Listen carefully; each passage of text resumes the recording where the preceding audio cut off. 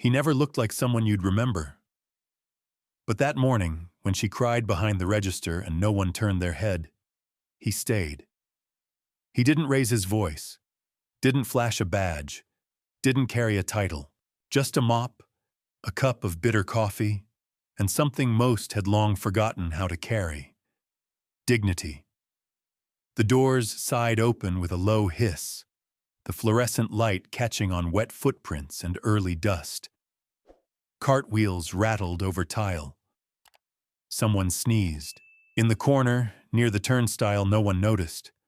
A man in a faded green jacket bent down, cleaning off the greasy edge where dozens of shoes had smudged it just that morning. He moved slowly, deliberately. His hands were dark, rough around the knuckles. The patch on his shirt said Morgan, but no one called him that. The girl at Register 2 didn't look up as he passed. Her eyes were locked on the screen, fingers tapping the same button over and over. She was young, maybe 20, pale, with trembling mascara and a red apron that hung too big on her shoulders. Someone was yelling, a customer. Tall, white, blazer open, breath sour with impatience. "You charged me twice," I said. "Are you deaf or just stupid?" The girl tried to speak, her voice thin. I can call the manager, sir." He leaned closer over the counter. "Yeah, you better." Morgan turned toward the cart corral, his cleaning bucket squeaking behind him. He didn't pause, didn't intervene. Not yet. But his head angled just slightly, enough to catch the shape of the scene in the reflection off a freezer door. His fingers tightened on the mop handle. In the break room, the radio was whispering jazz. Someone had left behind a donut, hardened with time.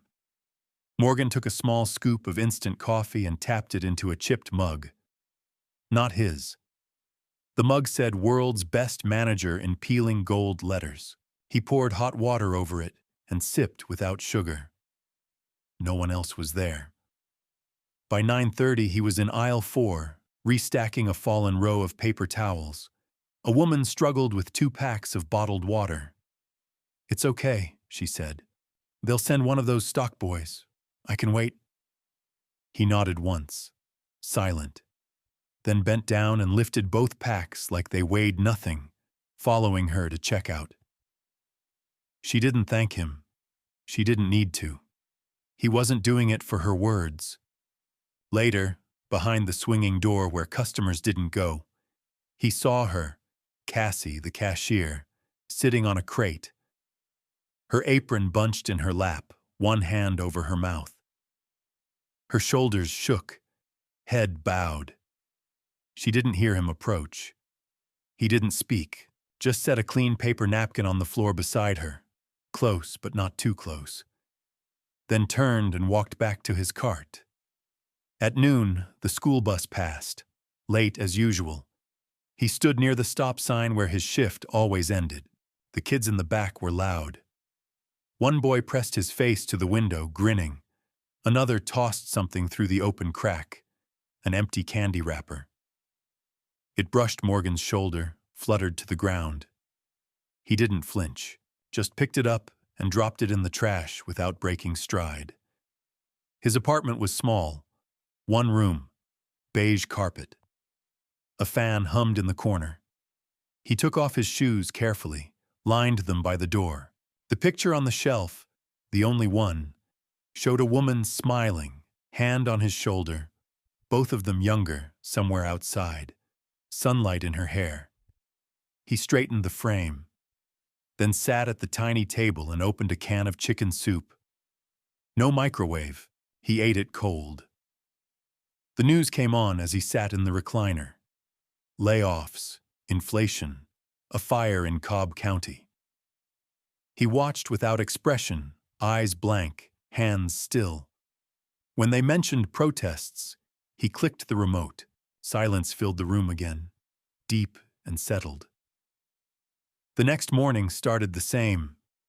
Back door, mop, bucket, Bitter coffee, same mug, same hallway. But this time, when he passed register 2, Cassie looked up. Her voice was low. "Thank you." He didn't reply, just gave the faintest nod, like dust shifting. In the parking lot, the security guard leaned on the side rail, watching a group of teens loitering by the vending machines. One of them, skin dark, hair tight in braids, walked past. The guard's hand curled into a fist. Morgan approached, slowly, guiding the line of carts into order, positioning himself between the boy and the glare. He didn't say a word, didn't meet the guard's eye, just kept moving carts, real slow. No one spoke. The boy kept walking. Back inside, the intercom buzzed. A customer asked for assistance in aisle 7. Someone laughed nearby.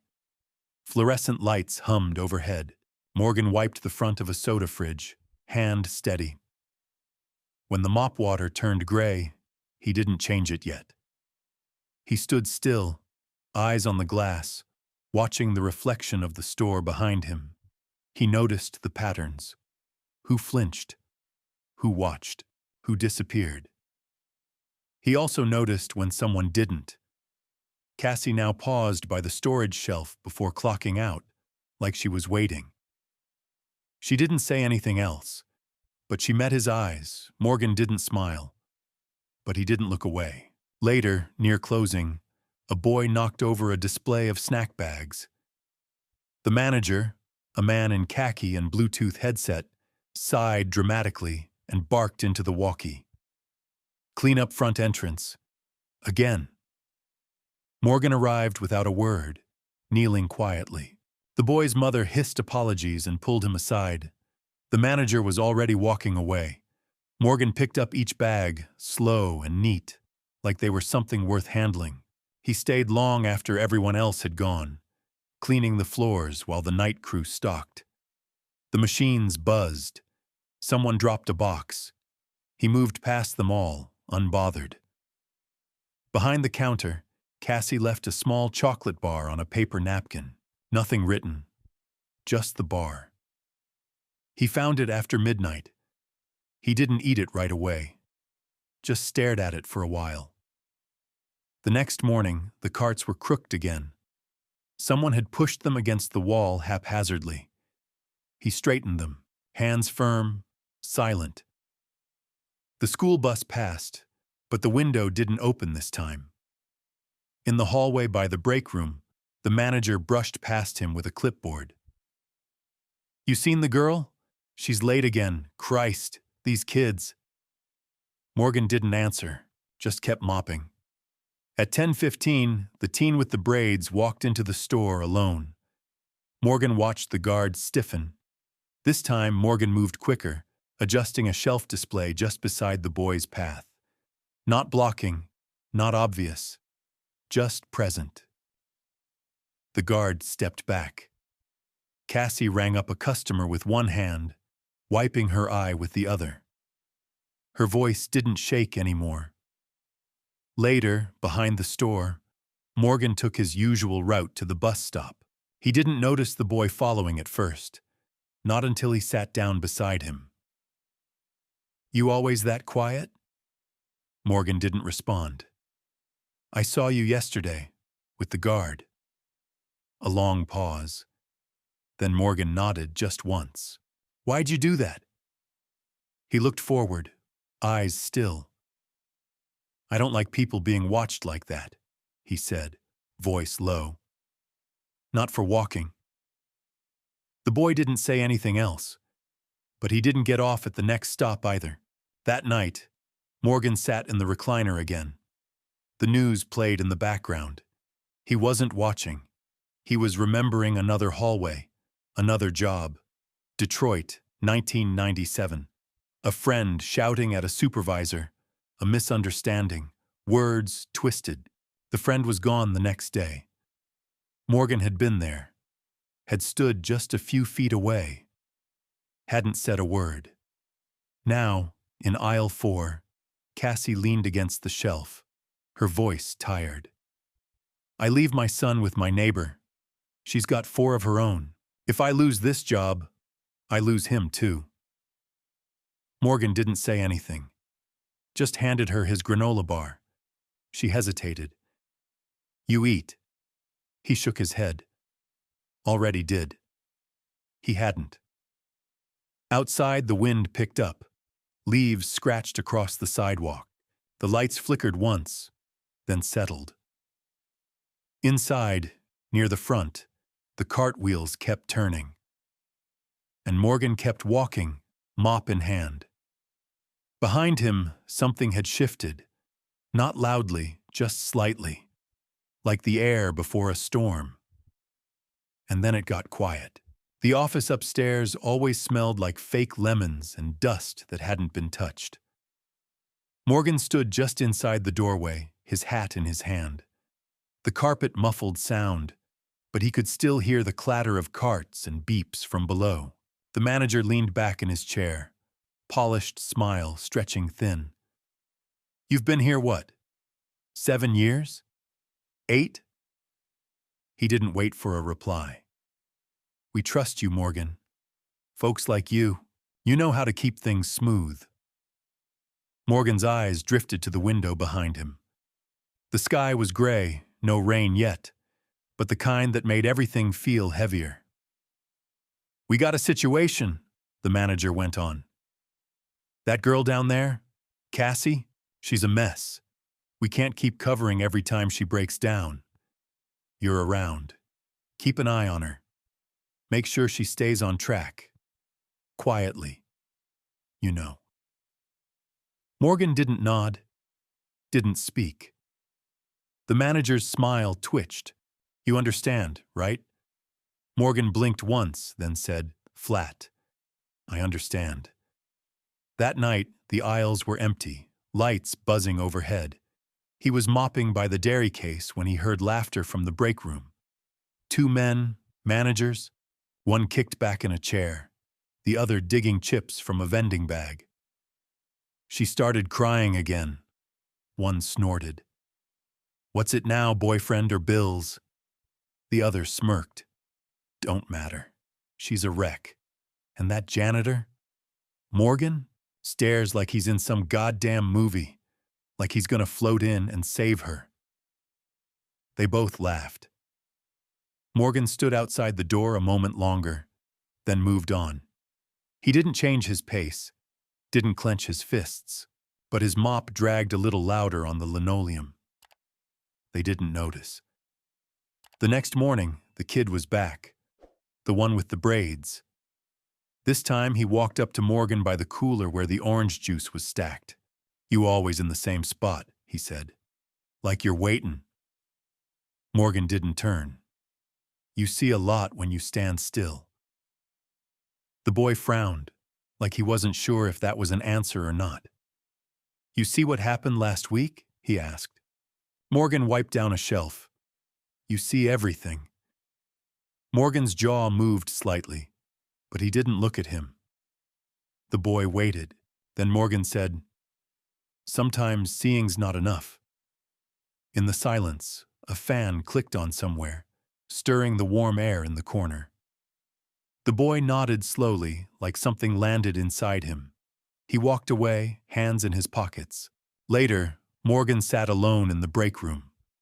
The same cup of coffee, the same chipped mug. He remembered Detroit. 1997. He was younger then, muscles tense with youth. Back then he worked the line, big machines, bigger noise. The union had called a meeting after one of the black workers got blamed for a broken valve. Too aggressive, they'd said. Morgan hadn't said a word, hadn't looked anyone in the eye. He needed the job. The silence had kept him fed. He lived with that silence ever since. Now, in the present, Cassie sat beside him, unwrapping a soggy sandwich. My neighbor's sick, she said quietly. Still watching my son, though. Said she'd call me if anything changed. I don't know what I'd do without her. Morgan looked at the table.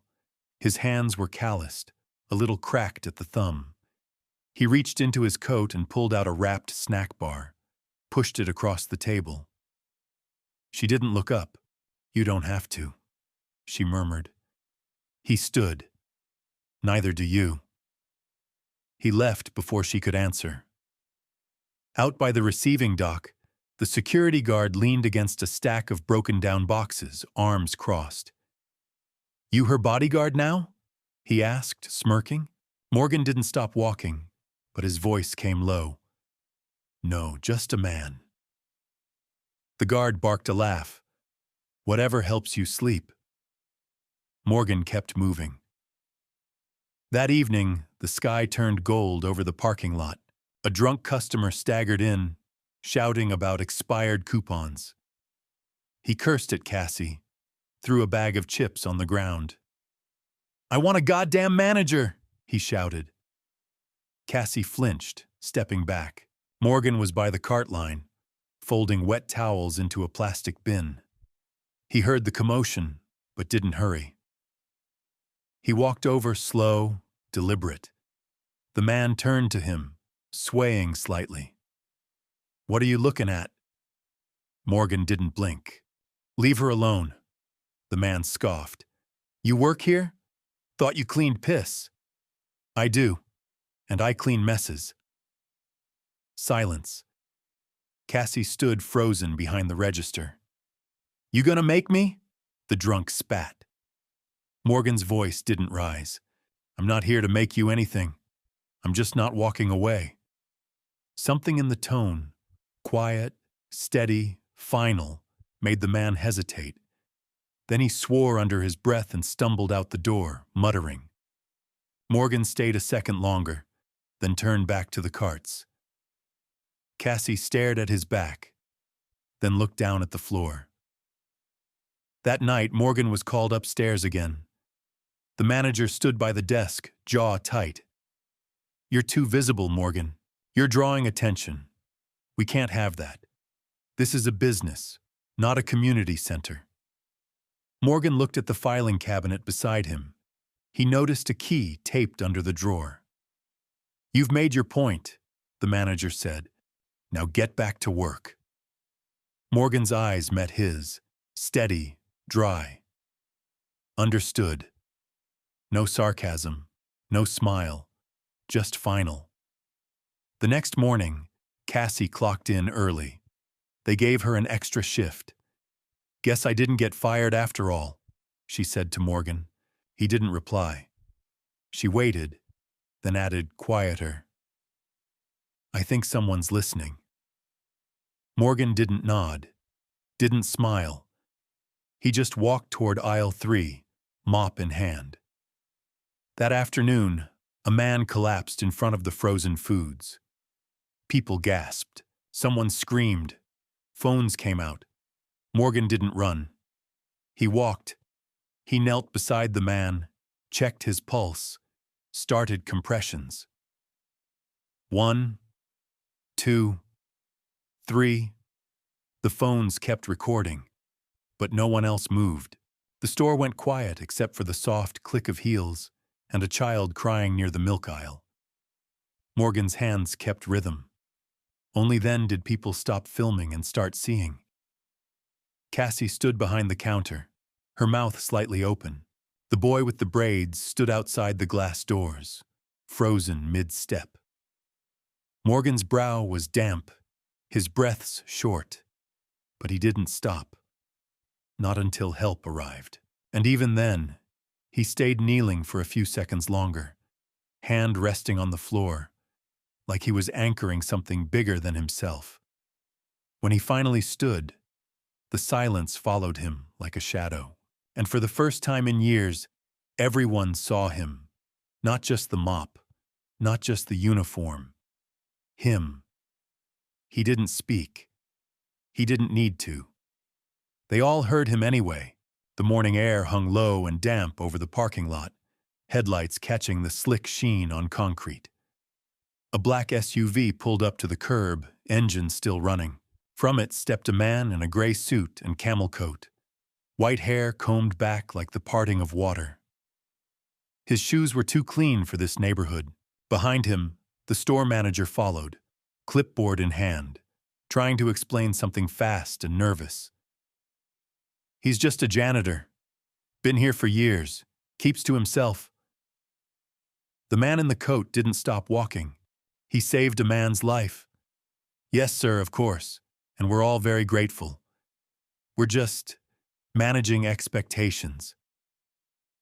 Inside, Morgan was stacking crates near the stockroom. His back was straight, movements slow, exact. He'd already mopped the front and fixed the bent sign by the discount bakery shelf. The bell above the doors chimed, followed by low voices and shifting gazes. When they came to find him, he didn't flinch. Just wiped his hands on a rag and waited. "Mr. Morgan," the man in the coat said, his voice rich and deliberate. "I'm Charles Whitaker, founder of this chain. Heard I owe you something." Morgan didn't answer, just held the man's gaze. Whitaker smiled faintly, tilting his head. "Not a talker. That's rare." The manager stood behind him, stiff, sweating. "I want to offer you a new position," Whitaker said. "Supervisor, team leadership, higher pay, better hours. You've earned it." Morgan's eyes moved past him, out toward the floor, toward the mop still leaning in the corner, toward the registers, toward Cassie, ringing someone up. Her face calm, eyes brighter than before. He shook his head once. "No, sir." Whitaker raised an eyebrow. "I'm where I need to be." There was no challenge in it, no defiance, just truth, simple and unbending. Behind them, the manager let out a breath, not sure if it was relief or confusion. In the break room later, people talked in half-hushed bursts. Probably got scared of a real job. "Lucky break. That guy just dropped right in front of him." Cassie stood near the coffee machine. She turned, slow. "No, he's been doing this every day. You just never saw it." No one replied. The next week, the security guard quit, left his badge on the desk and walked out before the shift ended. Didn't say goodbye. Cassie passed Morgan by the cereal aisle. He said it was weird now, said he couldn't just stand there anymore. Morgan was restocking cans. He didn't stop, but his mouth moved slightly, like a thought almost turned to words, then chose not to. That evening, a new mug sat on the break room table. Same one as before. World's best manager. Only now it had a folded note inside. For the real one. Morgan poured his coffee into it without blinking. No one said it was his. No one had to. At lunch, he sat where he always sat. But now, people nodded when they walked by. The boy with the braids swept up a spill without being told. Cassie wiped down a counter before someone else could. Morgan watched all of it without comment. Out on the floor, someone offered to help a woman with a walker reach the shelf. Someone else picked up a bottle a child dropped. Little things. Quiet things. Like someone had left the door open just long enough for the light to change shape. Later, he passed Cassie by the carts. She smiled first, not forced, not quick, like she meant it. She didn't go through the turnstile he was cleaning. She walked beside it, close, slower than usual. "Morning, Mr. Morgan." "Cassie." That was all. Near the end of his shift, he went back to the break room. His coffee was cold. He drank it anyway. On the corkboard above the time clock, someone had tacked up a photo from the security footage, him kneeling beside the man who'd collapsed. The caption read, "Sometimes the quiet ones catch us when we fall." He didn't react, just clocked out. The parking lot was half dark, streetlights buzzing. His steps echoed faintly on the pavement. When he reached the back door, it swung open behind him. Cassie stood there, her apron off, coat in hand. "You heading out?" she asked. "Yeah." Behind her, the boy with the braids was locking up carts. He saw Morgan and gave a small nod. Not eager, not performative, just real. Cassie held the door a second longer, then stepped back and let it close. Morgan paused, looked at the sky, then kept walking. His shoulders were square. The wind moved through his coat. No music, no grand voiceover, just the sound of his shoes on the sidewalk. And then, nothing. Just quiet. But the kind of quiet that fills a room after someone finally listens.